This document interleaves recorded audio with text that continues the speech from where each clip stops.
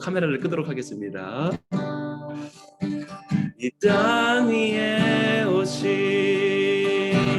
하나님의 본체 십자가에 달리사 우리 죄 사셨네.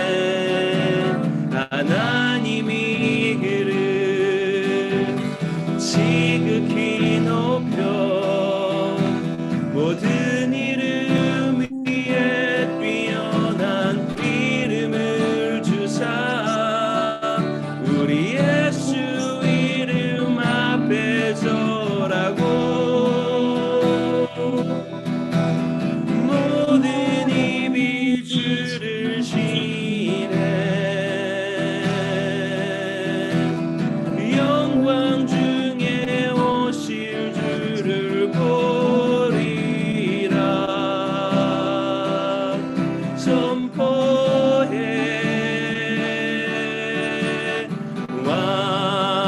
왕께 만세. 존귀와 위엄을 찬양해. 왕의 왕께 만세. 주 예수 하나님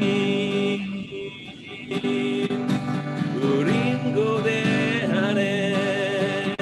주님 오실 그날 다시 사신 왕의 영광 이 땅을 비추네. 사탄의 권세는 주 앞에 무너져 생명과 진리의 주 권세 가장 높도다. 우리 고대하네. 우리 고대하네. 재림하실 그날 부활하신 왕의 영광 이 땅을 비추. 사탄의 권세는 주 앞에 무너져 생명과 진리의 주 권세 가장 높도다. 우리 예수 이름 앞에 서라고. 모든 입이 주를 시네. 영광 중에 오실 주를 보리라.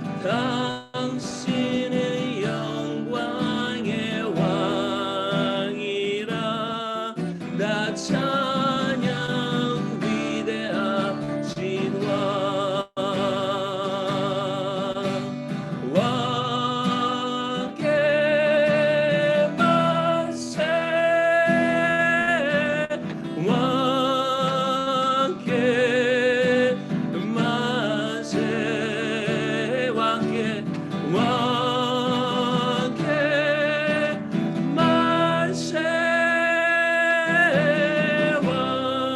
왕께 만세 왕께 왕께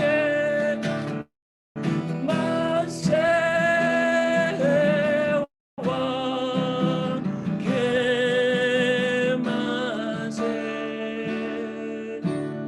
당신은 영광의 왕이라 나 찬양 위대하신 왕 내 눈 주의 영광을 보내 우리 가운데 서신 주님 그 빛난 영광 온 하늘 덮고 그 찬송 온 땅 가득해 내 눈 주의 영광을 보내 찬송 가운데 서신 주님의 얼굴은 온 세상 향하네 권능의 팔을 든 주님 손을 드십시오 주의 영광 이곳에 가득해 우린 선에 주님과 함께 찬양하며 우리는 전진하리 모든 열방 주 볼 때까지 주의 영광 이곳에 가득해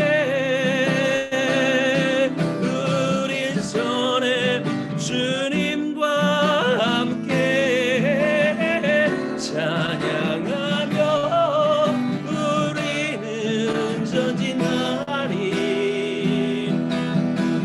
모든 열방 주 볼 때까지 주의 영광 이곳에 가득해 우린 선에 주님과 함께 찬양하며 우리는 전진하리 모든 열방 오야라라라레 주의 영광 오야라라라라라 오야레레레레레레레라 오야레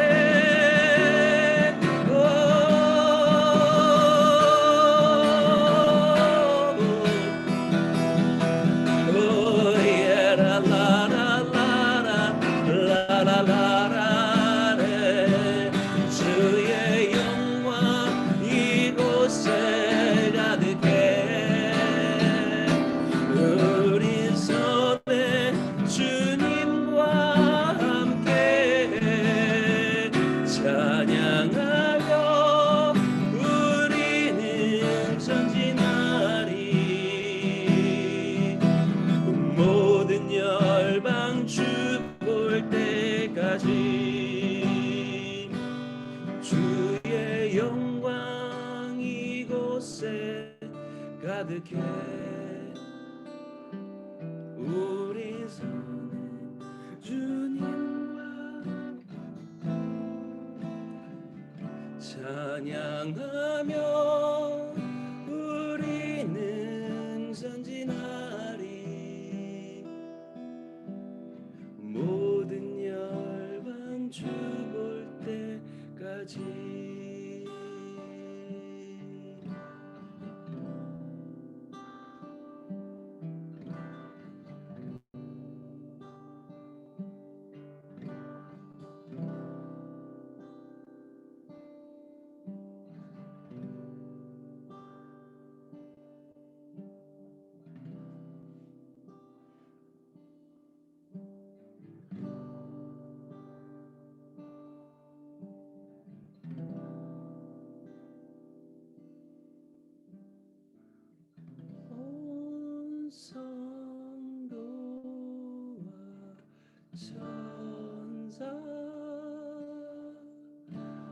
보좌의 경배 모든 장로들 면류관 일들이네 어린 양께 온 성도와 천사 보좌의 경배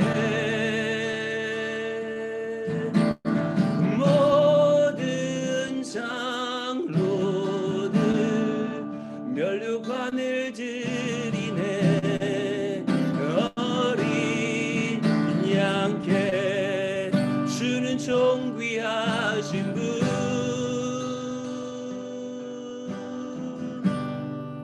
주는 존귀하신 분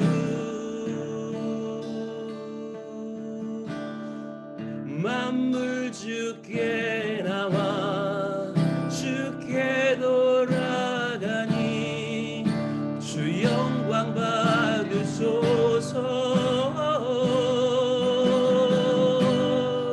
주는 존귀하신 분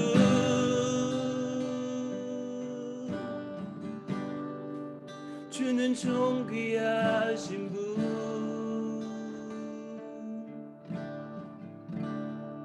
만물 주께 나와 주께 돌아가니 주 영광 받으소서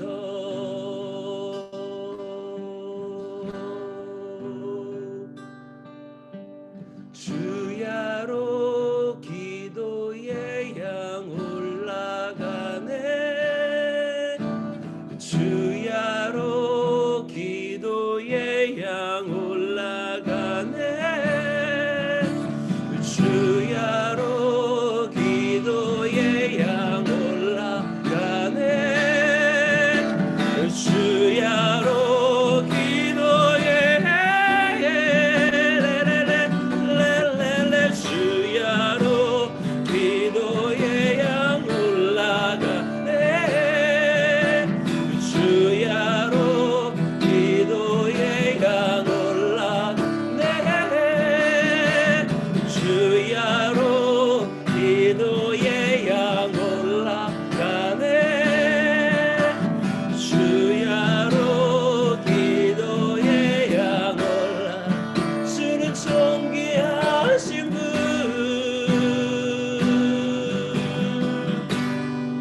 주는 존귀하신 분 만물 주께 나와 주께 돌아가니 주 영광 받으소서 주는 존귀하신 분 아멘 주는 존귀하신 분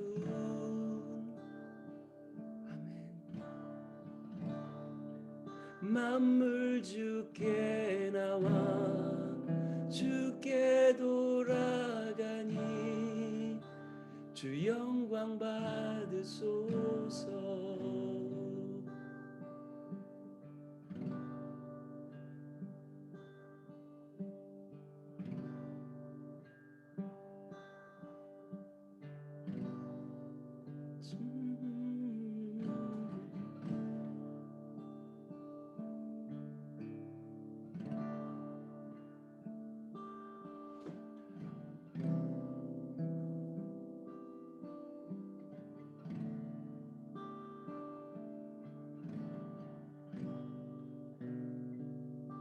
존귀하신 분이시여 찬양과 경배를 받으시기에 합당하신 분이시여 땅 위에 있는 것과 땅 아래에 있는 모든 것과 하늘 위와 하늘 아래에 있는 그 모든 것들로 말미암아 영원 세세토록 찬양 받으시기에 합당하신 분이시여.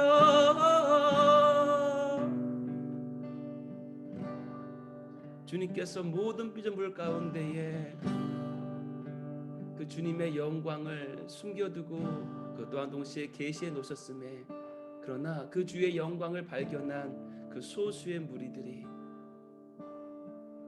이곳 가운데에 모여 그 찬양 받으시기에 합당하신 그 주님께 온 마음과 온 영을 통하여서 경배를 드리는 바로 이 시간 가운데에 주님께서 숨겨두었던 그 모든 영광들을 이제 마음껏 계시하시고 나타내시어 성도들에게 베푸신 영광의 그 기업의 그 풍성함이 무엇이며, 그 그리스도 안에서 그 능력의 역사하심을 따라 믿는 우리들에게 베푸신 그 능력의 지극히 크심이 어떠한지를 우리 가운데 계시하여 주시옵소서.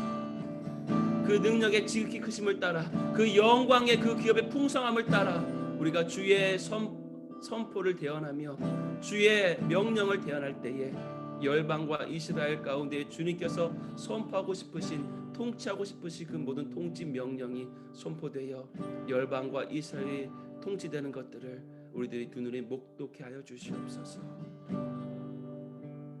주님 마음 깊은 곳에 있는 그 모든 비밀들을 숨기지 아니하고 나타내시사, 마치 그 신부와 신랑이 오직 침소에서 나누는 그 깊은 비밀, 은밀한 대화들, 남들은 알지 못하는 오직 신부와 신랑만이 알 수 있는 그 깊은 차원의 비밀들을 우리들에게 계시하여 주시사,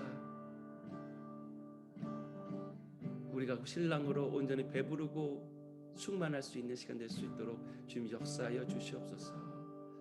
아름다우신 분이시여, 아름다우신 분이시여, 오늘도 주님께서 우리에게 베푸신 그 영적인 만찬을 우리가 기대하며 나아갑니다.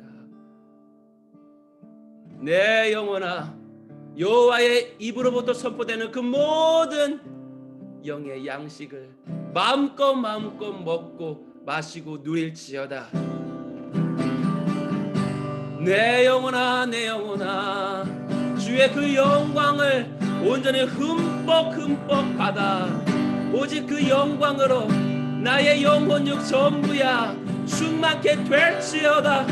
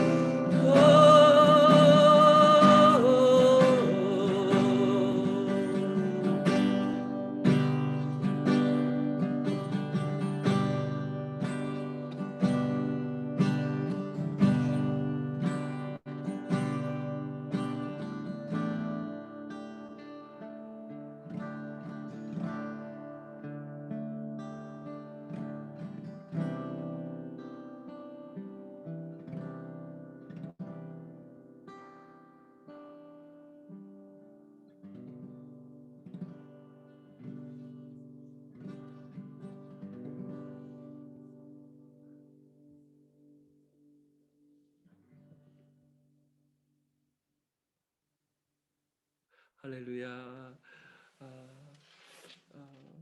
오늘도 우리 주님의 아름다운 가운데에 우리가 먼저 매료되게 되었을 그때에 또 우리들의 영혼 가운데에 주의 영광이, 또한 주의 아름다움이, 또한 이곳에 모인 우리 중보자들의 그 입 가운데에 어떻게 기도해야 될지, 어떻게 통치하고 우리가 명령해야 될지 그 주님의 음성들이 충만하게 들려지게 될 것이라고, 또한 입에서 선포되게 될 것이라고 믿습니다. 오늘 우리 주님께서 주시는 그 말씀이요, 바로 우리 그 다윗의 장막에 대한 내용이었습니다. 우리 어저께 우리 김장환 목사님께서 그 다윗의 장막에 대해서 너무나도 귀한 말씀을 들려주시는데요. 오늘 주의 성령께서 아침께 주시는 마음이 그 다윗의 그 장막, 너무 귀한 그 메시지 가운데에 계속 그 말씀이 이어지도록 하여라라는 그런 음성을 주셔가지고요. 오늘 저희가 우리 그 다윗의 장막에 대한 그런 주에게 주시는 음성들을 우리가 좀 편안하게 좀 나누면서 우리가 함께 계속 또 기도했으면 좋겠습니다. 제가 조금 기본적으로 약간 설교 스타일은 살짝 좀 이렇게 빠르기도 하고 말이 그러기도 한데요. 오늘 증해 주신 마음은 좀 편안하게 또 시간도 오늘 충분하기 때문에 편안하게 좀 나누라고 말씀을 주셔 가지고요. 오늘 좀 약간 또 편안하게 주님께 주시는 그런 음성들을 또한 계시들을 나누기 원합니다. 그래야 해서 여러분 정말 많은 우리 여기 있는 많은 분들이 다윗의 장막에 대해서 많이 들어보셨을 것입니다. 특별하게 지금 이 시대를 살고 있는 또한 이 시대 가운데에 주님께서 세우시는 바로 이 새 가족 부대된 새로운 포도주를 받아낸 새 가족 부대들 가운데에서 이 다윗의 장막이라는 단어에 대해서 들어보지 않으신 분들은 없을 정도로 아주 유명한 바로 어떤 키워드가 바로 이 다윗의 장막인 것이죠. 여러분들 이 다윗의 장막이라는 것이 나오게 된 그러한 배경을 살펴보게 되면요. 그렇습니다. 일단은 장막, 일단은 성경에서 장막이라고 말하고 있는 바로 그 다윗의 그 장막이라는 것, 바로 이 다윗의 장막과 바로 비교할 수 있는 혹은 대조할 수 있는 것이 있다면 바로 모세의 장막이 있습니다. 사실은 모세의 장막이 있었기 때문에 그리하기 때문에 바로 다윗의 장막이라는 것이 우리 가운데에 바로 모세의 장막과 비교되어서 우리들에게 바로 말씀되어질 수 있게 되는 것이죠. 일단은 장막, 모세의 장막이든 혹은 다윗의 장막이든지 간에 이 모든 장막 가운데에 사실 있었던 것은 무엇이었습니까? 결국 이 장막이 갖고 있는 가장 중요한 바로 가치라고 할까요? 바로 그것이 무엇일까요?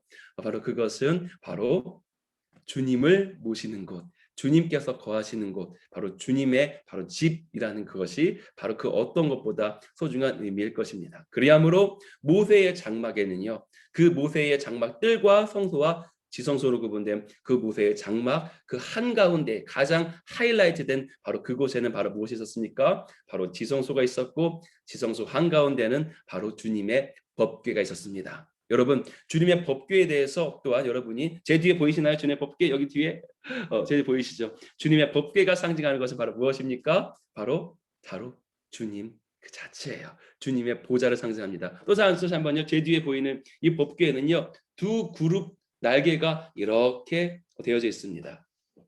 그룹이 있는 곳 여러분 많은 천사가 있습니다.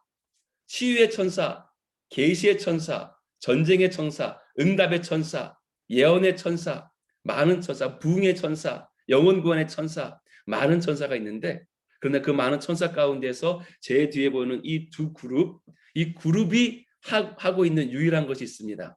이 두 그룹은요, 다른 그 어떠한 것도 하지 않아요. 그룹과 수랍들은 주의 보좌 앞에서 자신의 발도 가리고 눈도 가리고 모든 것을 가립니다. 왜냐하면 감히 거룩한 주님의 보좌 앞에 가까이에 선 천사들이니까. 그리고 이 천사들은 다른 그 어떠한 것도 하지 않습니다. 오직 한 가지 것들만을 하뿐입니다. 그들은 쉬지 아니하고 그분의 어떠함 가운데에 내로된 바 되어서 마치 여러분이 멋진 신랑을 보면 혹은 남자분들은 아주 아름다운 예쁜 신부를 보면 매료되어서 그저 그것만 바라보고 있는 것처럼 그룹과 수락들은요. 그 주님의 아름다움만 완전히 매료되어서 바라보고 있어요. 많은 눈들이 달려 있습니다. 왜입니까? 그분의 아름다움을 그저 보는 것 그 자체가 그들의 사역인 것이에요. 그러면서 이들이 딱 한 가지 것밖에 하지 않습니다. 그것이 무엇입니까? 그분의 어떠함을 찬양하는데 마치 저 조기영 목사님 열어 본다면 뭐라고 할까요? 목사님 키 크시네요. 뭐 이렇게 저 키가 좀 큰 편입니다. 뭐 이런 제가 갖고 있는 특징들을 막 이렇게 이제 찬양 여러분이 막 칭찬해 주시겠죠. 어, 그 천사가 그룹과 스랍이 그 주님의 어떠함을 보고 찬양하고 있는 찬양 가사가 있습니다. 그것은 거룩하다. 거룩하다. 거룩하다라는 그 뜻, 그 모든 것과 구별되었다는 것, 같지 않다는 것. 이 세상에 주와 같은 분이 어디 있습니까? 주와 같은 분은 없네. 다릅니다. 당신은 특별하십니다. 당신은 그 어디에서도 볼 수 없는 특수한 존재이십니다. 거룩하게 구별되신 존재이십니다. 라고 그분의 그 아름다움을 그분의 그 거룩하심을 쉬지 아니하고 찬양하는 것이 바로 그 그룹과 스랍이 하는 일입니다. 그런데 바로 제 뒤에 있는 이 법궤에 그 그룹의 날개가 그려져 있어요. 다시 말하면 주의 보좌가 바로 이 그룹 날개 사이에 있다는 것, 주의 법궤가 의미하는 것은요. 복잡한 것이 아닙니다. 단지 주님이 계시다는 것을 의미하는 것입니다. 주님의 보좌가 있다는 것을 의미하는 것이에요. 다 모세의 장막 가운데는요, 바로 이 가장 중심에는 지성소가 있었고, 지성소 한가운데는 바로 주님의 법궤, 다시 말해서 주님의 보좌가 그 가운데에 있었습니다. 장막이라는 것이 갖고 있는 가장 중요한 의미는 주님을 모시는 곳, 주님이 거하시는 곳이라는 바로 그런 의미를 갖고 있죠. 모세의 장막은요, 나쁜 장막이 아니었습니다. 모세의 장막은요, 사람들이, 유대인 백성들이 주님께 만들어 드리고 싶었던 장막이 아니었습니다. 출애굽하여서 가나안 땅으로 알리야하고 있는 그 가운데에서, 이들이 출애굽하여서 가나안 땅으로 들어가고 있는 그 도중에 주님께서 스스로 계시하신 것이에요. 브살렐과 오홀리압이라는 바로 어떠한 그 크래프트라고 하죠. 이렇게 막 만드는 사람들에게 보여줬습니다. 너가 이렇게 내가 거할 나를 모실 장막을 만들어라. 그래야 해서 실오락이 하나의 그 모든 색깔마저도 주님께서 다 디자인하셔서 이렇게 이러한 치수로 요렇게 내가 거할 나의 장막을 만들어라라고 주님께서 알려주셨습니다. 그것이 모세의 장막이었습니다. 사람이 만드는 장막이 아니라 주님의 디자인대로 만들어진 그 모세의 장막. 그런데 오늘 우리가 알고 있는 아모스서 9장 11절에는요. 내가 마지막 때래, 내가 그 말이래, 무너진 모세의 장막을 다시 회복시키리라 라고 예언하고 있지 않아요. 모세의 장막은 주님께서 직접 디자인한 최고의 장막이었습니다. 그런데 주님께서 예언하고 계시는 그것은 모세의 장막의 회복이 아닌 것입니다. 이 모세의 장막이 바로 있었던 바로 그 후에 이 가나안 땅에 이제 이들이 들어가게 되죠. 주님의 영광을 모시고 가니까 유대인 백성들이 감히 주님을 모시고 가니까, 다시 한번요, 가나안 땅에는 7족속들이, 이방인들이, 아주 더럽고 추악한 이방인들이 살고 있었습니다. 주님께서는 그들을 진멸하라고 유대인 백성들에게 너희들 가나안의 7족속을 케렘이라고 합니다. 히브리어로는요, 완전히 아기마저도 다 진멸하라라고 좀 잔혹한 그런 명령을 내리십니다. 그리고 유대인 백성이, 이 유대인들이 주님께 순복하고 있는 이상 감히 주의 보좌가 함께하고 있는, 주님의 모세의 장막이 함께하고 있는, 주님이 함께하고 있는 유대인들을 누구도 건드릴 수 없습니다. 다시 한번요, 유대인들이 주님께 순종하고 있는 이상 감히 주의 보좌가 함께하고 있는 그 유대인들을 이방인들은 건드릴 수조차 없게 되는 것이에요. 여러분이 알고 있는 여리고 사건과 수많은 사건들로 말미암아 유대인들은 오직 승리 정복만을 하게 됩니다. 그런데 딱 한 가지, 유대인이 주님께 순종하지 아니하였을 그때는 이들이 전쟁에서 부분적으로 패하는 일들이 일어나게 되죠. 여러분이 알고 있는 많은 어떠한 가나안 정복 전쟁 가운데 있었던 이 유대인들이 이방인한테 얻어맞았던, 다시 말하면 영적 전쟁에서 얻어맞는 일들, 여러분 우리가 이전 시간 이미 나누었습니다. 유대인들이, 다시 한번요, 이방인들이 세면, 다시 말하면 대적이 세면 얻어맞는 것입니까? 그게 아니에요. 우리들의 영적 전쟁의 관점을 뒤바꿔야만 합니다. 주의 보좌가 함께하고 있는데, 영적인 유대인은 바로 우리 믿는 자를 얘기하는 것입니다. 믿는 자가 주님과 함께하고 있는데 대적이 우리를 건드릴 수 있다고요? 그렇지 못합니다. 털끝 하나 건드리지 못해요. 우리는 오직 승리밖에 안 하는 존재인 것입니다. 그런데 언제요? 우리가 대적이 세서가 아니라 우리가 믿는 자, 유대인이 주님께 불순종하였을 그때는 주님께서 이방인들을 통해서 유대인들이 전쟁에 지게 되는 일이 일어나게 되는, 다시 말하면 믿는 자가 귀신한테 져서가 아니라 주님께 불순종해서 그때에 귀신에게 얻어맞는 일들이 일어나게 된다는 것이지요. 아무튼 간에 그리하여 해서 이 유대인들이 가나안 땅에 정복을 다 이루었습니다. 불순종하였기 때문에 이들이 진멸하지 않았어요. 가나안의 족속들을 조금 남겨두었습니다. 그래야 했기 때문에 유대인의 역사 가운데에 많은 또한 엎치락뒤치락하는 이 슬픈 일들이 일어나게 돼요. 그 후에 이들이 가나안 땅에 들어와서 여러분이 알고 있는 사사시대가 시작되게 됩니다.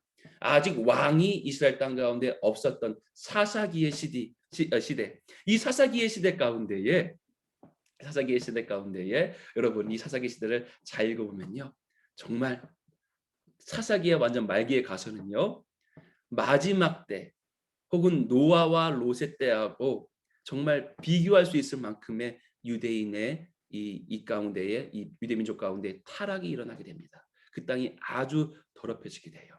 어마어마한 타락, 비참한 사건들이 사사기의 시대 가운데 이어지고, 특별하게 사사기 말기 시대 가운데에 정말 어둠이, 캄캄함이 이 유대인 땅을, 이스라엘 땅을 완전히 가리운 것만 같은 그런 아주 비참한 시대 가운데 들어가게 되는 것입니다. 그리고 그때 가운데에 마지막 사사라고 할 수 있는 바로 그 사무엘, 이 사무엘이 등장하게 되죠.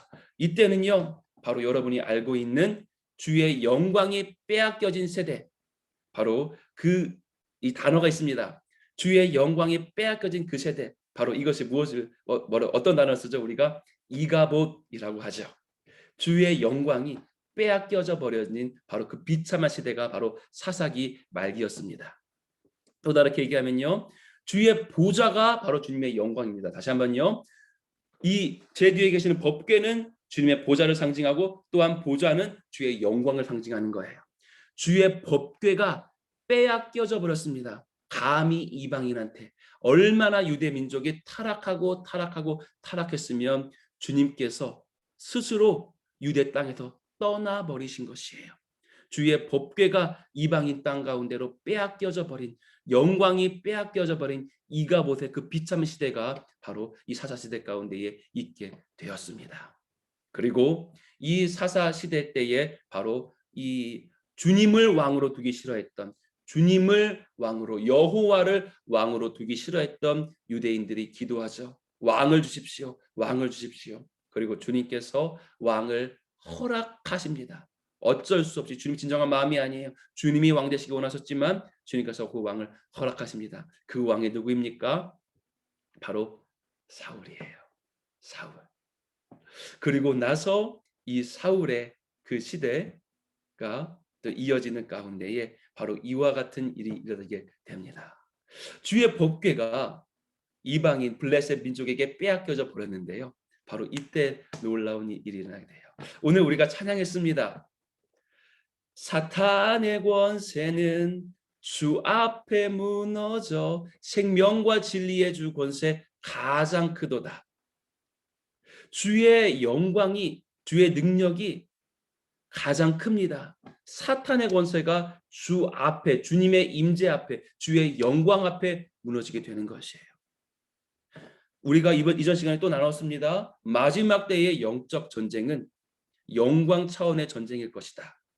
마지막 때의 전쟁은 우리가 맞서 싸우는 것이 아니라 주님의 영광을 임하게 하느냐 아니냐에 있는 것이다. 마지막 때의 사탄의 권세는요, 오직 주의 영광을 임하게 하느냐 아니냐에 달려있게 되는 것이에요.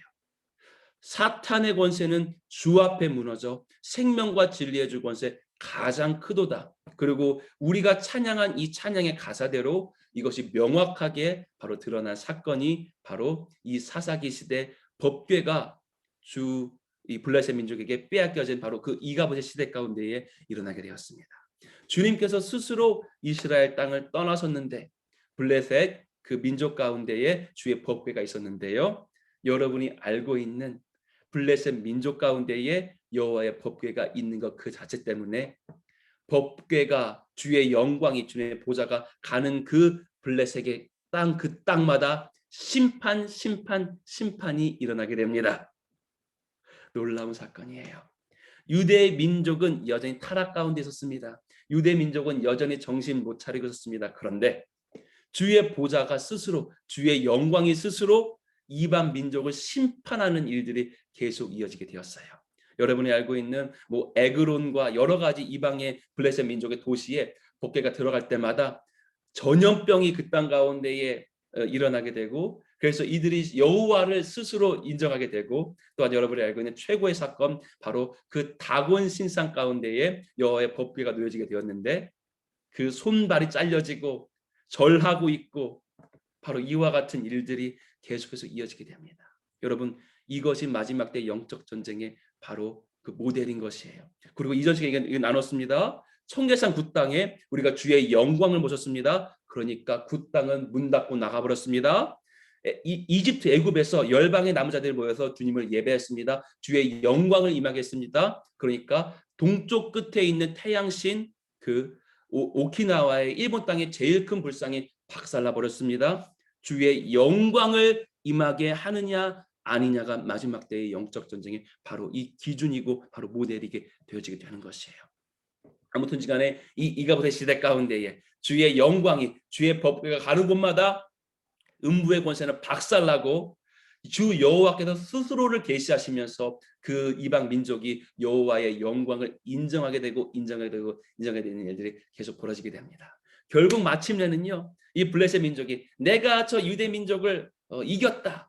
그들이 그렇게 자랑하던 그 법궤를 내가 빼앗아 왔다라고 스스로 자축하고 있었는데 이 법궤가 가는 곳마다 자기들이 박살나는 거예요. 막 전염병이 일어나고 막 내가 믿는 최고의 다곤 신상이 막 절하고 있고 저 여호와의 법궤 앞에. 그러니까 이들이 안 되겠다 안 되겠다. 제발 이거 가지고 가라 그래. 이 법궤 좀 가지고 가라 그래. 그래가지고 유대 민족에게 이거를 떠나 보내게 됩니다. 여러분이 알고 있는 바로 우리 두 암소 두 소의 바로 그 사건으로 말미암아 주의 법궤가 이스라엘 땅 가운데로 결국 들어오게 되지요. 그리한데 여러분이 이미 나누었던 것처럼 제가 나눴던 것처럼요. 이미 이스라엘은 아직 이미가 아니라 아직 정신을 못 차리고 있던 시기였어요. 그리하기 때문에 주의 법궤가 이스라엘 땅 가운데 들어오긴 했는데 그것 때문에 축복이 아니라 아직은 슬픈 일들이 애국의 일들이 일어나게 됩니다. 여러분이 알고 있는 바로 그 우사의 사건, 바로 주의 법궤가 들어왔는데 법궤 때문에 이스라엘 땅 가운데 축복이 아직 일어나진 않고요. 막 죽어지는 일들이 이스라엘 땅 가운데서 아직 일어나게 되었어요. 그리함으로 이 주님의 법궤가 주의 영광이 시온산으로 들어오지 못하고 아직 바로 오벳 에돔의 집 가운데에 있게 되어지는 그러한 일들이 일어나게 됩니다. 그리하고 난 후에 사울이 아니라 주님께서 어쩔 수 없이 허락하셨던 왕이었던 그 사울이 아니라 주의 마음에 합한 자 그리고 합할 자였던 그 다윗이 마침내 주의 뜻 가운데에 왕으로 세워지게 되고 그 가운데 여러분 알고 있는 수많은 이 슬픈 일들이 있죠. 다윗이 왕으로부터 기름 사무엘한테 기름 받고 나서 진짜 왕으로 등극하기까지의 그 기간들. 그러나 마침내 다윗이 왕으로 등극하게 되고 이 다윗이 맨 처음 했던 것이 무엇일까요? 자신이 스스로 왕 되자마자 주의 13년 전에 사무엘이 나한테 와가지고 기름 부었는데 그 예언이 실제 내 삶 가운데 성취되자마자 다윗이 했던 첫 번째 일이 무엇일까요? 이 다윗이 첫 번째 했던 바로 그 일은 바로 주의 법궤를 주의 보좌를 다시 말하면 내 사랑하는 그저 그 주님을 시온 산 가운데로 모셔오는 그 일을 다윗이 하게 됩니다. 왜? 주님 왜요? 왜 다윗이 그토록 주님 마음에 합한 자였을까요? 왜 다윗 하는 것일까요? 성경에 있는 모든 인물들 가운데에 이 한 명의 인물의 그 일대기에 대해서 이렇게 가장 많이 할애하고 있는 사람은 다윗밖에 없습니다. 내 종 다윗과 맺은 언약 때문에 내 종 다윗과 맺은 언약 때문에 내 종 다윗과 맺은 언약 때문에 심지어 예수 그리스도조차도 그 다윗의 계보에서 출생되게 되는 바로 이 다윗 하신 그 다윗이 왜 주님 마음에 그리도 합한 자였을까요? 다윗은 너무 단순하지만요. 주님을 사랑했습니다. 단순한 것인데요. 이 단순한 것이 사실은 단순하지 않은 것입니다. 얼마나 주님을 사랑했으면요. 내가 왕 됐는데 숱한 고난 거쳐가지고 때로는 미친 척을 하기도 하면서 때로는 이방 왕에게 가서 그 앞에 내가 순종하는 그러한 일을 겪기도 하면서 내가 왕 되었는데 마침내 왕 되었는데 그런데 그 다윗이 첫 번째 한 일은 내 사랑하는 주님, 내 사랑하는 주님. 내가 목동이었을 때에 아무도 나를 인정해 주지 않고 홀로 고독하게 들판에 나가 양을 쳐야만 하는 나의 그 고독한 삶 가운데에 사무엘이 와서 이 지방 가운데에 여호와께서 왕으로 기름 부을 자가 있습니다. 그러니까 그 아버지, 갑자기 이름 생각 안 나네. 갑자기 우리 다윗의 아버지 이름 뭐죠? 갑자기 아니 죄송합니다. 그 아버지가 다른 아이들을 자식들을 한 명 한 명 데려 예입니까? 예입니까? 예입니까? 끝까지 아버지가 데리고 이세가 끝까지 데리고 오지 않았던 그 아들 다윗. 다시 말하면요. 아버지에게도 인정받지 못했던 다윗. 그리고 시편에서 다윗이 이렇게 찬양합니다. 시편 내용입니다. 내 아버지는 나를 버렸으나 그리고 여호와는 고아들의 아비 없는 자들의 아버지이시다. 다윗은 아마도 고아와 같은 삶을 살았을 것입니다. 고독했었던 그 다윗. 들판에 나가 홀로 그저 양들을 쳐야만 했던 그 고독한 삶, 그 어린 그 청소년이었던 그 다윗. 그러나 그때 다윗은 주님을 알았습니다. 주님을 알았습니다. 내 부모도 내 형제도 누구도 나의 친구가 되어지지 아니하지만 이 고독하게 홀로 들판에서 양들을 치는 이 고독한 삶이지만 여호와는 나의 목자시다. 내게 부족함이 없으리로다. 그가 나를 푸른 초장에 누이시며 쉴 만한 물가로 인도하시는도다. 내 아버지도 내 친구도 내 형제도 누구도 나의 친구가 되어주지 않는 고독한 삶을 살고 있지만 내가 사망의 음침한 골짜기를 다닐지라도 해를 두려워하지 않을 그 이유가 하나 있는데 그것은 주께서 나의 지팡이와 나의 막대기가 되시기 때문이야. 내가 원수를 만날지라도 내가 믿는 그것은 그가 내 원수의 목전에서 나에게 상을 베풀어 주실 그 여호와가 나의 친구이기 때문에 나는 여호와의 장막에 그 여호와의 집에 내가 영원토록 거할 것이다. 여러분 여기 계신 많은 중보자분들이 모두 다 우리 사모님의 얼마 전에 그걸 간증 것 같지요. 모두 다 그와 같은 시간을 겪어오신 분인 줄로 믿습니다. 고독한 삶, 때로는 고생과 고통이 이어졌던 그 삶, 오직 주님만 붙잡을 수밖에 없었던 그 삶. 그러나 그렇기 때문에 여기 있는 모든 분들이 주님을 얻었습니다. 마치 다윗이 그랬던 것처럼 다윗은 주님을 얻은 자였습니다. 그리했기 때문에 그 다윗이 왕이 되자마자 첫 번째 했던 것은 주의 영광의 법궤를 모셔오는 일이었어요. 그래서 다윗이 알고 있는 바로 법궤를 잘못 모셔오려고 하다가 바로 이렇게 죽어지는 그런 일들이 있고 나고 난 후에 바로 다윗이 그러나 오벳 에돔의 집에서 마침내 주의 법궤 때문에 처음으로 유대 땅 가운데서 사사기가 지난 후에 첫 번째로 바로 이 일이 일어납니다. 그 일이 무엇이냐면요. 주의 법궤 때문에 이전까지는 이방 땅에서도 블레셋 땅에서도 유대인 땅에서도 바로 슬픔과 죽어지는 일들이 있었는데 그런데 오벳 에돔의 집에서만큼은요. 주의 법궤 때문에 그 오벳 에돔의 집에 축복이 은총이 쏟아지게 되는 그 일이 마침내 일어나게 돼요. 그때 다윗은 깨닫게 됩니다. 아하, 내 사랑하는 내 주님, 나의 전부이신 나의 주님, 이스라엘의 왕이신 그 주님께서 이스라엘이 그토록 비참하게 악하게 주님을 배반해서 죽을 때는 주님께서 그 이스라엘을 향해서 얼굴을 돌려버리셨지만 그러나 마침내 오벳 에돔의 집에 주의 법궤 때문에 은총이 축복이 부어지게 되는 것을 다윗이 보자 깨닫게 됩니다. 아하, 이제는 주 여호와께서 이스라엘을 향해서 고개를 돌려버리셨지만 그러나 이제 그 돌리셨던 고개를 다시 이스라엘을 향해서 그 얼굴빛을 비추시는구나.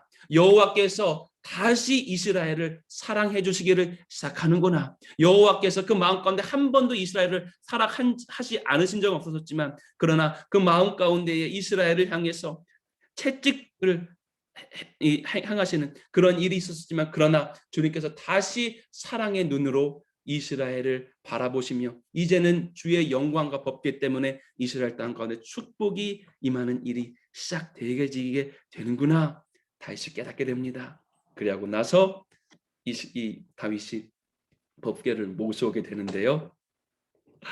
여러분, 요 다윗이 이 일련의 사건을 통해서 주님을 더 깊게 알게 됩니다. 그리하고 나서 다윗이 법궤를 모셔오는데요. 이 두 가지가 함께 일어나게 돼요. 첫 번째는 무엇이냐면요. 바로 주의 법궤가 시온 땅으로 들어오자 여러분이 알고 있는 바지가 벗겨지도록 기뻐서 내 사랑하는 내 신랑, 내 주님이 들어오니까 너무 기뻐서 바지가 벗겨지도록 춤을 추게 되는 그러한 일이 일어나게 되고요. 또 다른 시편에서는 바로 이와 같이 노래합니다. 다윗이 내가 그 성소에 들어가는데 그의 문에 들어가는데 내가 기쁨으로 감사로 내가 그 문에 들어간다. 구약 시대에서 가장 신약적인 삶을 살았던 사람이 바로 다윗입니다. 그 주의 법궤를 기뻐하는 것, 은혜의 보좌 앞에 기쁨으로 나아가는 것. 모세의 장막에서는요 두렵고 떨림으로 나아갔습니다. 그런데 다윗은 그렇지 아니에요. 기쁨과 감사로서 주의 보좌 앞에 당당히 달려나가는 바로 이 기쁜 모습. 그러나 두 번째요, 이것 함께 있어야 되는 것입니다. 바로 다윗은 동시에 주님을 경외할 줄 압니다. 6걸음 가서 제사 드리고요. 여러분 상상이 되십니까? 6걸음 가서 제사 드려요. 6걸음 가서 또 제사 드려요. 그 오벳 에돔의 집에서 시온 땅까지의 그 거리 가운데 도대체 얼마나 많은 제사를 드렸을지. 여러분, 이 두 가지, 주님을 죽도록 기뻐하는 것과 그러나 또한 주님을 경외할 줄 아는 바로 이 두 가지의 심령이 다윗의 심령 가운데에 완전히 새겨진 바 되어서 주님의 영광의 법궤를 이제 시온 땅 가운데로 모셔드리게 됩니다. 그리하고 나서 이 다윗이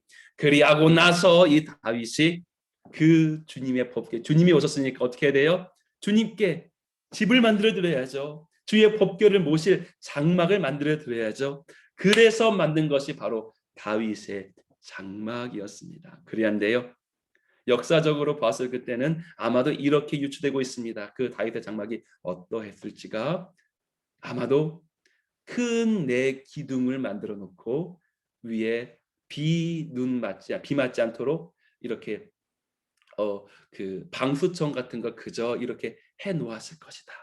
다시 말하면요, 다윗의 장막은 모세의 장막만큼 멋들어진 곳은 아니었을 것이라고 우리가 보고 있습니다.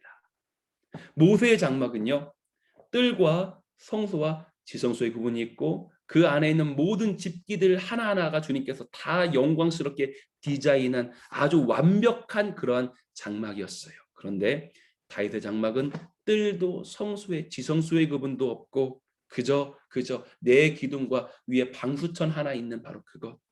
그리고 이후에 여러분이 알고 있다시피 주의 법궤를, 주의 영광을 모시는 또 다른 바로 이 성전이 생겨지게 됩니다. 이전까지는 성막이었어요.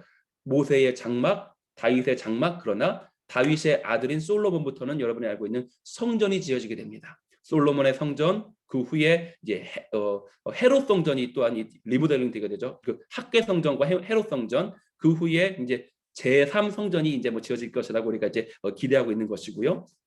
그런데 이 다윗의 장막을 제외한 모든 장막과 성전의 구조는 똑같습니다.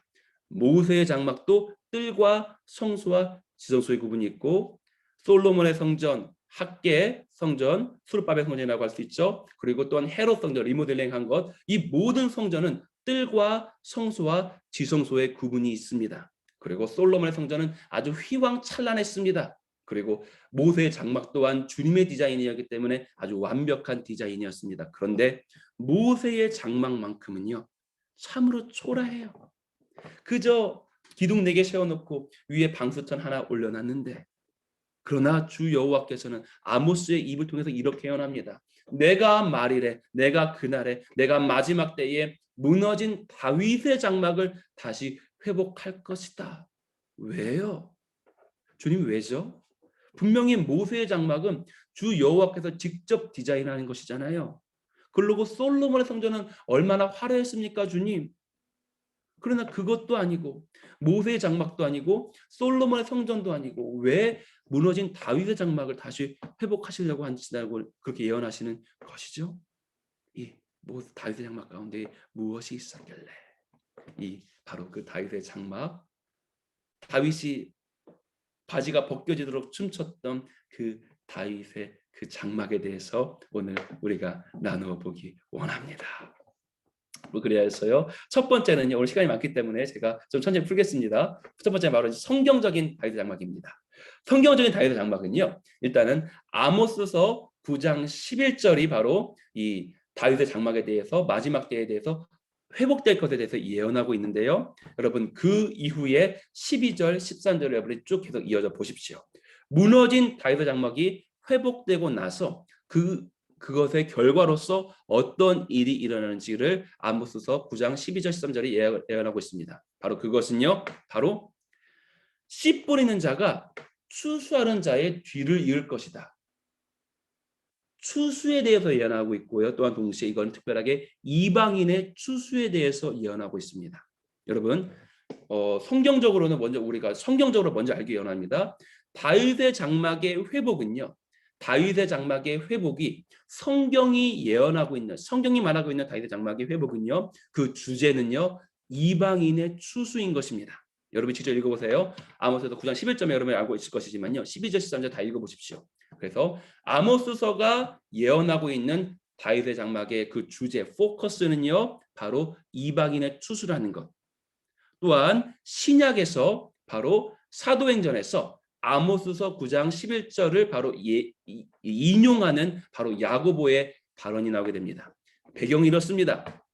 여러분이 잘 알고 있다시피 초대교회가 세워지게 되었고 이전까지는 초대교회는 이스라엘 중심의 바로 교회였습니다. 예루살렘에서 교회가 시작되었어요. 그러나 예루살렘과 유대와 사마리아 땅끝까지 이르러 이 복음이 계속해서 전파되게 되었고 여러분이 알고 있는 바로 그 이방인이 죽게 돌아온 그 사건 바로 누구죠? 바로 고넬료 사건. 베드로가 바로 고넬료에게 가서 바로 복음을 전하고 심지어 성령까지 받게 되는 그러한 일들이 일어나게 됩니다. 그 후에 이 예루살렘에서 공의회가 열리게 됩니다. 사도들의 그 리더십들의 바로 이 회의가 열리게 돼요. 아이고 베드로가 세상에 나가가지고 이방인한테 복음까지 전하고 그리고 세상에 그 이방인한테 성령까지 줬대. 어떻게 이런 일이 있을 수 있는 것인가? 그 개와 같이 여겨지는 그 이방인들한테 어떻게 그리할 수 있어? 우리가 이것을 어떻게 바라봐야 할 것인가? 라는 그 회의가 열려지게 돼요. 그래서 아직 종교성이 남아있던 아직 바리새인의 누룩이 남아있던 그런 유대인들은 이런 일이 있을 수도 없는 것이다 막 이렇게 얘기합니다. 그러나 주의 마음을 더 알았던 베드로나 또 이와 같은 사람들은요. 바로 이제 바울 같은 사람들은 역시 이제 항변하게 되죠. 아니다. 예수님의 마음은 우리만을 위해 있는 것이 아니야. 우리가 그와 같은 선민 의식은 버려야만 한다. 우리가 건강한 자존감을 가져야 되는 것은 맞지만 그러나 유대인만이 주의 아들이 아니다. 주님의 자녀가 아니다. 우리가 장자이지만 또한 이방인들은 사남이고 셋째고 넷째이기 때문에 우리가 그들 모두 또한 예수 그리스도의 일 바로 통해서 하나님 아버지의 아들이 될 수 있도록 우리는 그들에게 복음을 전해야 한다. 바로 이와 같은 회의가 계속 열려지게 되었습니다. 그리하고 나서 그 예루살렘 교회에 바로 담임 목사님과 같은 자가 있다면 바로 그것은 야고보였어요. 그래서 이 야고보가 마지막에 땅 결론을 내리게 됩니다. 그렇다. 우리들은 물론 하나님의 사랑받은 그리고 토라를 받은 그런 유대 민족이지만 그러나 우리만이 주의 사랑받는 자녀가 아니다. 한국도 미국도 네팔도 영국도 모든 나라가 주의 사랑을 받아야 할 그리고 어린 양의 피로 구속함을 받아야 할 주의 자녀들이다. 그래야 해서 이방인들에게 복음도 전하고 성령도 받도록 하자라고 하면서 야고보가 아모스서 9장 11절을 그대로 인용하게 돼요. 다시 말하면 야고보의 그때 이 다윗의 장막을 인용한 그 인용의 이유조차도 주제조차도 마찬가지로 이방인의 추수, 이방인의 구원이었던 것이었습니다.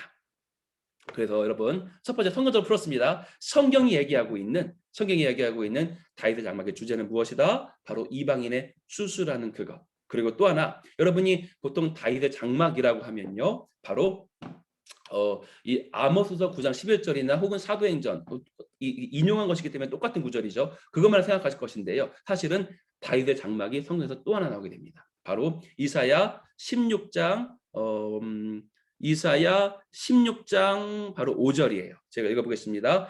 다윗의 장막에 인자함으로 왕위가 굳게 설 것이요 그 위에 앉을 자는 충실함으로 판결하며 정의를 구하며 공의를 신속히 행하리라.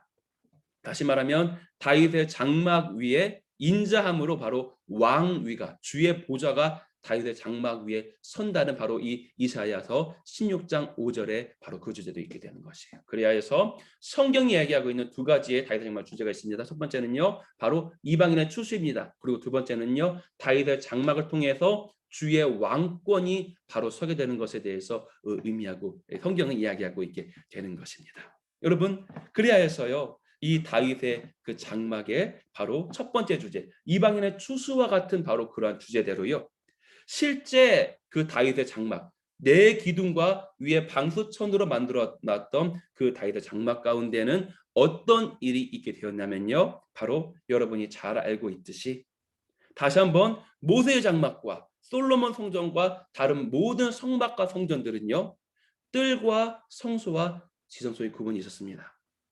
주의 법궤가 있는 지성소에는요 오직 누구만 들어갈 수 있었습니까? 유대인도 못 들어가요. 레위인도 못 들어가요. 제사장도 못 들어가요. 오직 딱 한 명 대제사장만. 그리고 언제? 오직 대속죄의 그 하루만 한 번 혹은 두 번 토라 해석에 따라서요 들어갈 수 있었습니다. 감히 주의 법궤 앞에 그 지성소 앞에 지성소를 들어갈 수 있고 주의 법궤를 주의 보좌를 볼 수 있는 바로 그 한 사람밖에 없고 오직 1년에 하루밖에 되지 않는 바로 그것. 그러나 다윗의 장막은요 주의 법궤가 어땠다고요? 네 기둥 방수천 하나 그리고 주의 법궤가 감히 그 거룩한 주의 보좌가 만방의 모든 사람들 앞에 오픈되어져 있는 것이에요.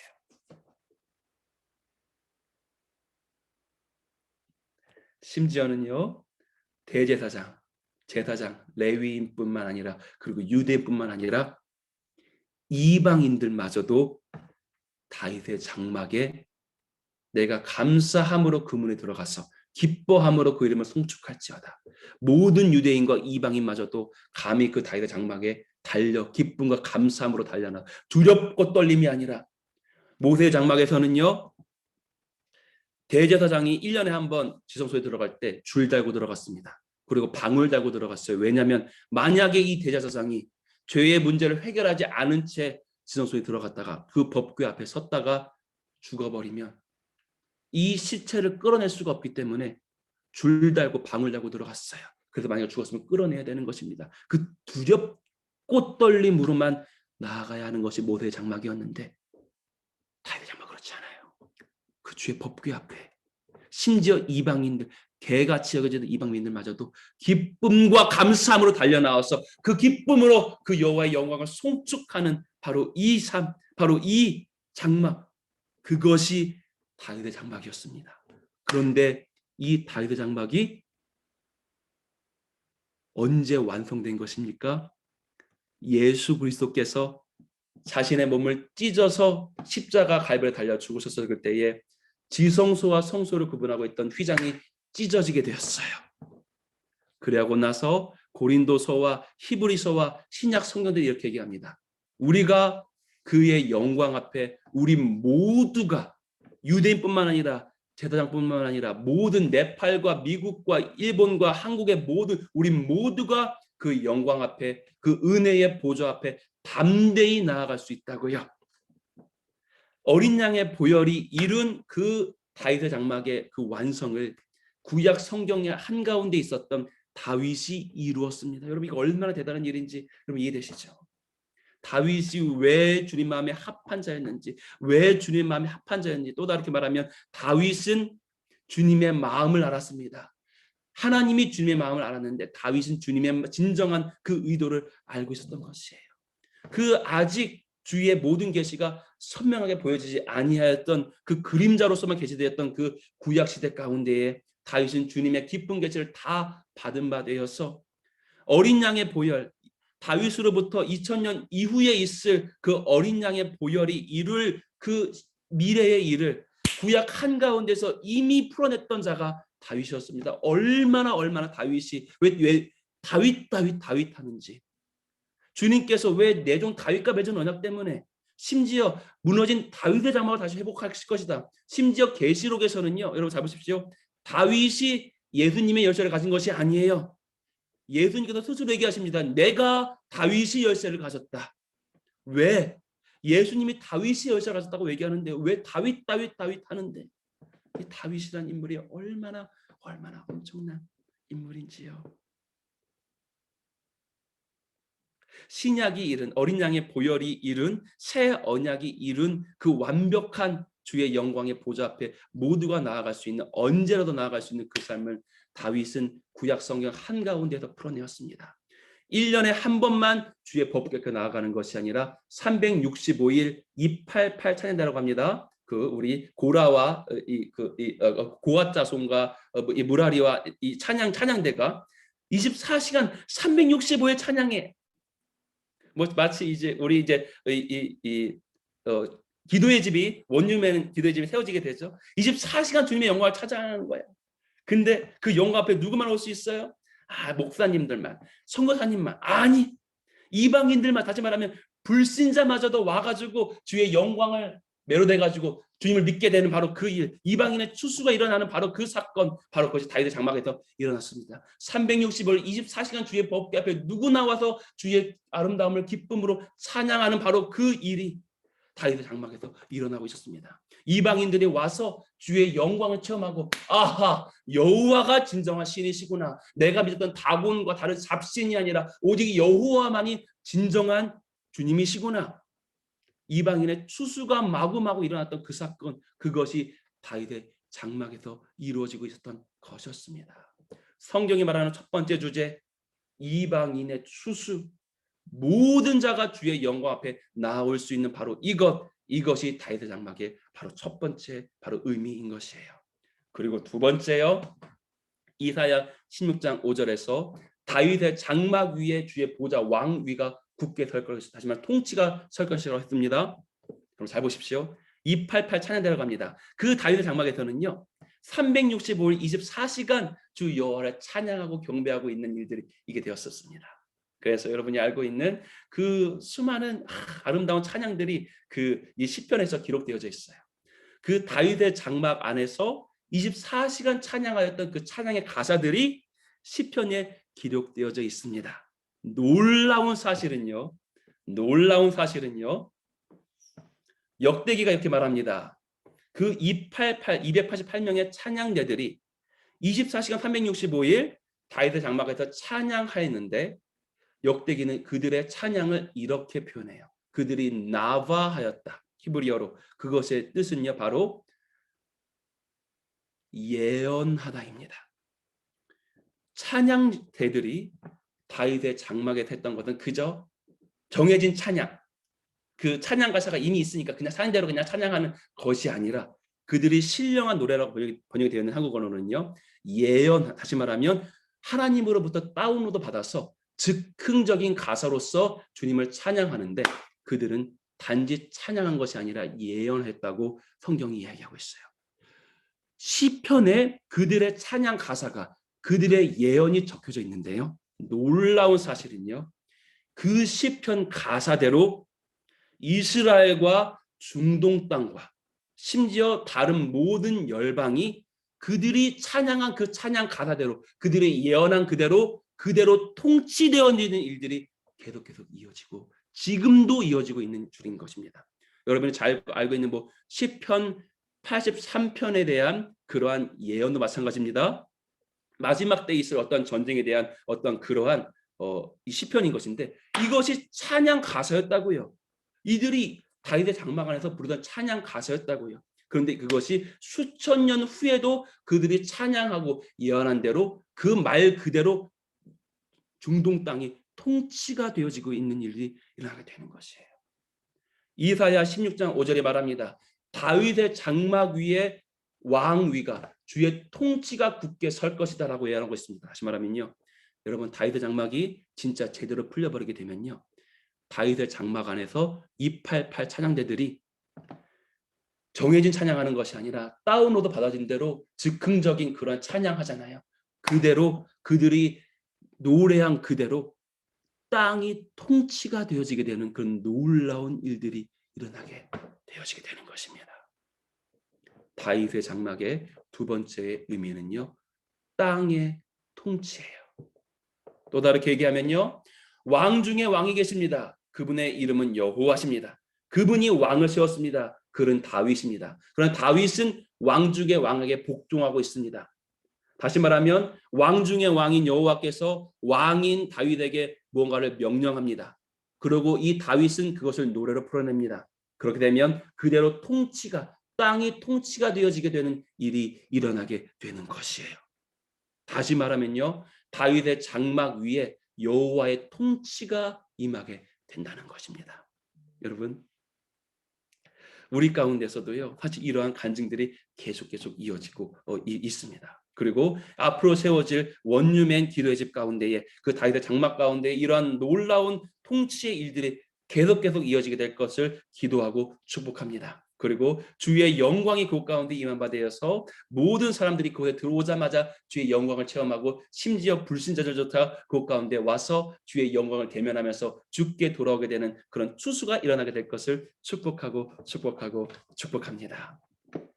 여러분, 그리하여서요, 바로 이 다윗의 그 장막, 성경이 얘기하는 것, 바로 첫 번째 의미는 이방인의 추수고 두 번째는 바로 여호와의 통치라고 나누었습니다. 그런데 여호와께서 도대체 이 다윗의 장막 가운데에 왜 이러한 놀라운 일을 행하셨는지, 그리고 주님 예언하십니다. 내가 말이래 이 다윗의 장막을, 무너진 다윗의 장막을 다시 회복할 것이다.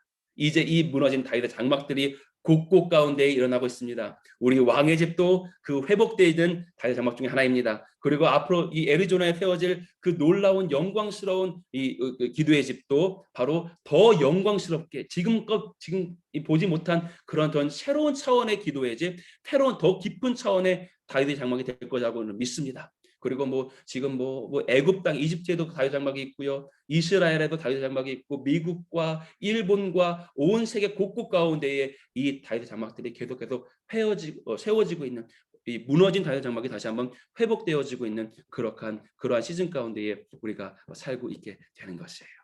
그런데 오늘 마무리로 나누고 싶은 세 번째 것은요, 조금 다른 차원입니다. 분명히 다윗의 장막이 세워지면요, 이방인의 추수가 일어나게 될 것이고요, 그 땅이 통치가 되어지게 되는 일이 일어나게 돼요. 그런데 우리의 포커스가 너무 이것에만 있어도 하나님의 마음에 좀 섭섭하실 것입니다.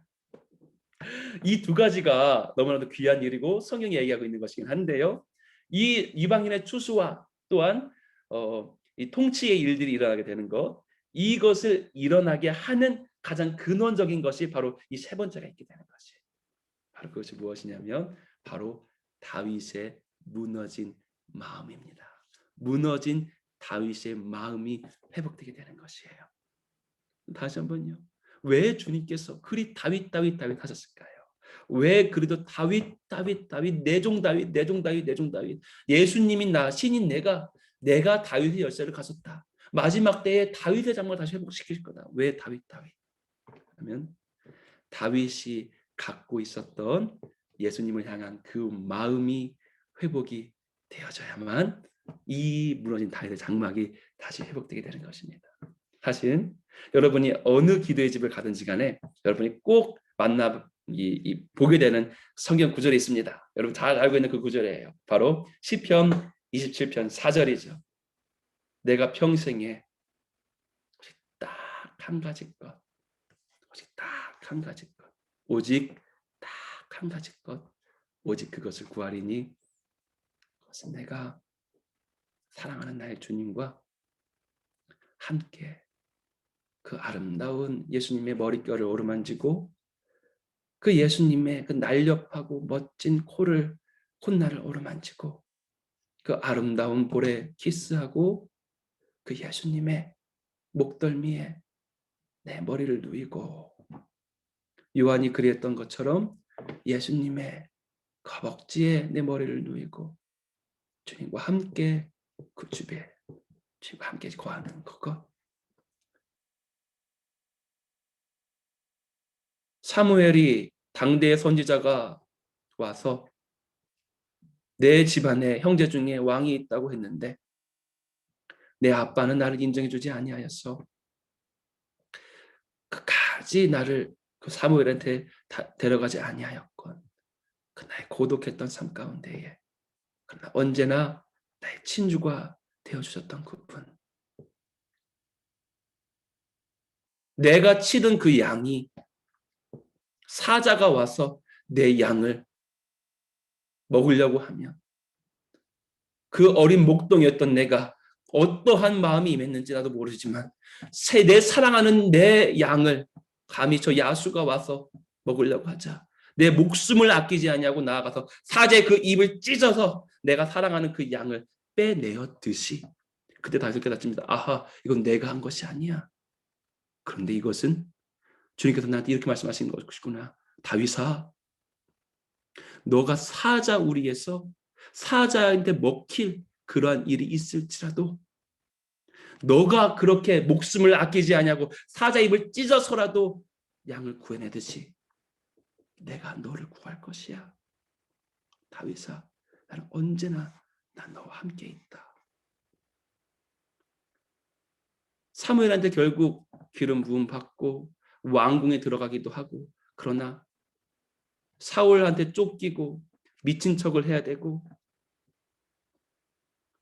너무나도 궁핍하고 힘든 삶을 살았던 그 가운데서도 그러나 여호와께서는 언제나 나의 친구가 되어주셨기 때문에 나의 전부였던 그분, 이제는 그분과 나는 뗄래야 뗄 수가 없어져 버렸어.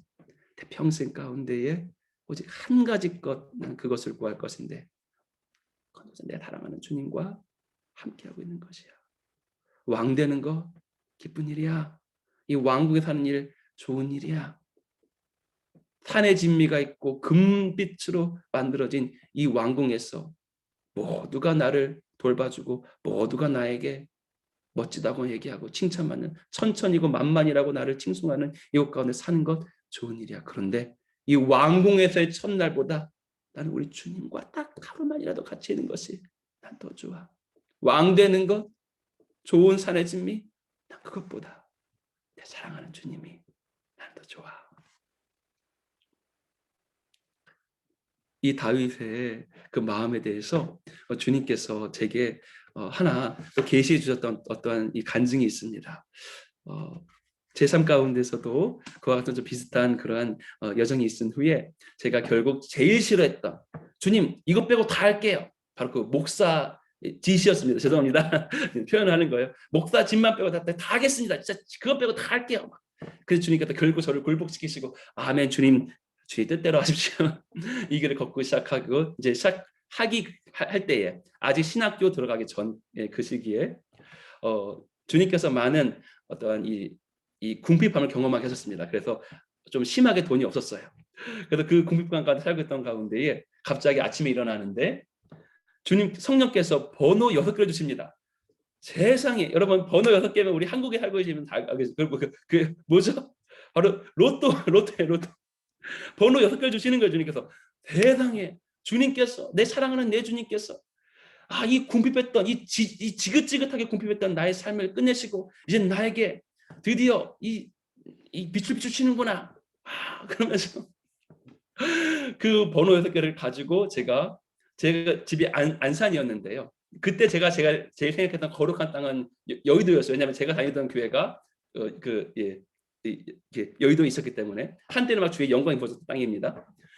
그때는 막 그 여의도에 들어오기만 해도 막 사람들이 막 임재를 다 체험했어요. 그랬던 땅이었어요. 그래가지고 제가 집 앞에 있는 편의점에 간 것이 아니라 여의도까지 한 시간 반 걸려가지고 버스를 타가가지고 여의도에 있는 그 편의점에 들어가가지고 로또 용지를 딱 꺼내게 됩니다. 그러고 나서 성령께서 주셨던 그 6개의 번호를 딱딱딱딱 찍고 나요. 근데 찍고 나서 깜짝 놀란 거예요. 세상에. 뭐냐면 주님께서 주신 그 번호 6개를 딱 찍었는데 그 모양이 정확하게 십자가 모양인 거야. 세상에. 주님께서 나에게 1등을 주시려나 보다. 막 이러면서 흥분해가지고 막 두근두근 되면서 그때 일주일을 제가 지나게 됩니다. 주님, 제가 이걸로 뭐 할까요? 제가 어떻게 헌금할까요? 제가 어떻게 영광스럽게 이 재정을 쓸까요? 그러면서 토요일 이 로또를 추첨하게 되는 토요일이 오게 되었고, 이런 결과 뭐였을까요? 네, 단 하나의 번호도 맞지 않는 완전 꽝이었습니다. 그래서 주님, 주님, 이게 지금 무슨 일일까, 주님? 이게 분명 주님께서 주신 음성이잖아요. 분명 이 십자가 모양이었잖아요. 지금 어떻게 된 것입니까? 막 이런. 그때 주님께서 제게 말씀하시기 시작합니다. 교가, 교가, 십자가 나 안에 다 있어. 다 있다. 성공도 있고, 부요도 있고, 풍요도 있고, 크게 쓰임 받는 것도 있고, 부흥도 있고, 이스라엘이 회복되는 것도 있고, 열방이 죽게 돌아오는 것 모두 다 나 안에, 십자가 안에 다 있다. 근데 그 모든 것들은 부스러기야. 너가 나를 얻어라. 로또는 나다. 십자가 나다. 나를 얻으면 돼. 기어가 나 얻으면 그 모든 것들은 다 부스러기로 얻게 될 거야. 그러나 너무나도 많은 나의 신부가 될 자들이 나를 구하는 것이 아니라 나에게 떨어지는 부스러기들을 구하고 있구나. 마치 이와 같습니다. 제가 이게 뭐 멋진 신랑은 아니지만 멋진 신랑을 해보십시다. 그런데 많은 여인들이 있어요. 근데 그 여인들이 저를 좋아하는 이유가 저를 사랑해서가 아니에요. 제가 돈이 많고 그렇지도 않지만요. 제가 돈이 많고 막 명예가 있고 막 권세가 있으니까 나랑 결혼하면 그 돈 쓸 수 있고 나랑 결혼하면 루이비통 백을 얻을 수 있고 나랑 결혼하면 어떤 그 명예를 얻을 수 있고 진짜 나를 사랑하는 것이 아니에요. 나 결혼하면 그 얻을 수 있으니까. 여러분, 이와 같은 비슷한 체험을 주님께서 마음을 주신 적이 있는데요. 굉장히 제가 이 수치스럽더라고요. 되게 그 모독감을 느끼더라고요. 아, 이 사람이 나를 사랑하는 것이 아니야? 나를 마치 이용하려고 하는 그와 같은 그 마음과 모독감을 느끼더라고요. 주님께서 말씀하셨습니다. 주님, 교회가 마지막 때에 많은 교회가 그와 같이 나를 구하는 것이 아니라 나를 사랑하는 것이 아니라 나에게 떨어지는 것들을 구하고 있고 그것 때문에 때론 내 마음이 모독받는 것만 같은 내가 그 마음을 느낀다. 교회가 그런 나를 구하도록 하자. 그리고 많은 사람한테 그와 같은 마음을 전하도록 하자. 주님 말씀하셨습니다. 다윗은 진짜 주님을 구하던 자였습니다. 왕이 되는 것도 좋고 명예를 얻는 것도 좋고 그 다윗의 장막 안에서 그 다윗의 장막 때문에 이방인의 추수가 되는 것도 좋고 또한 두 번째로 통치가 되어지게 되는 것도 좋은 일이었습니다. 그러나 다윗은 그 모든 것들이 첫 번째의 포커스가 아니었어요. 근데 평생의 것, 딱 한 가지 것, 그것을 구할 것인데 근데 사랑하는 주님하고 오늘도 함께 있는 것이다. 왕궁에서의 1000년을 사는 것보다 내 사랑하는 주님하고 한 집에서 오늘도 주님 품에 안겨서 주님의 향기 맡으면서 주님하고 쎄쎄쎄하면서 있는 그것이 내가 더 좋은 일이다. 무너진 다윗의 장막을 말일에 그 쇠락한 무너진 다윗의 장막을 다시 회복하리라. 아모스가 예언했고 야고보가 그것을 그대로 인용하였습니다.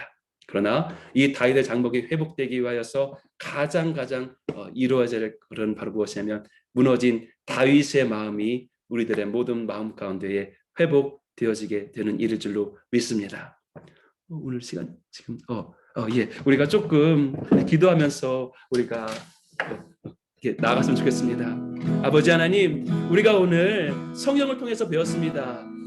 주님께서 무너진 다윗의 장막을 다시 회복시키면서 이루시는 일은 아모스서와 야고보의 그 사도행전의 주제는 바로 이방인의 추수였습니다. 주님, 무너진 다윗의 장막이 다시 회복될 때에 바로 이방인의 추수가 있을 것입니다. 그리고 이사야 16장 5절에서 무너진 다윗의 장막을 통하여서 바로 주 여호와의 통치가 일어나게 될 것에 대해서 주님 예언했습니다. 아버지, 그것이 일어나게 하여 주시옵소서. 앞으로 세워질 애리조나 그 기도의 집 가운데에 이것이 더 깊은 차원으로 풀려지게 하여 주시옵소서. 그러나 아멘. 가능하게 하는 것은 바로 무너진 다윗의 심령이 회복되어지게 되는 것입니다. 주님으로부터 떨어지는 다른 것이 아니라 오직 주님을 사랑하는 그것, 오직 주님을 구하는 것, 무너진 다윗의 장막들이 우리 가운데에 더 깊이 회복되게 하여 주시옵소서. 열방의 교회 가운데에 그와 같은 무너진 다윗의 심령과 마음들이 회복되게 하여 주시옵소서. 우리 다 같이 기도하면서 나가시면 좋겠습니다. 다시 기도합시다.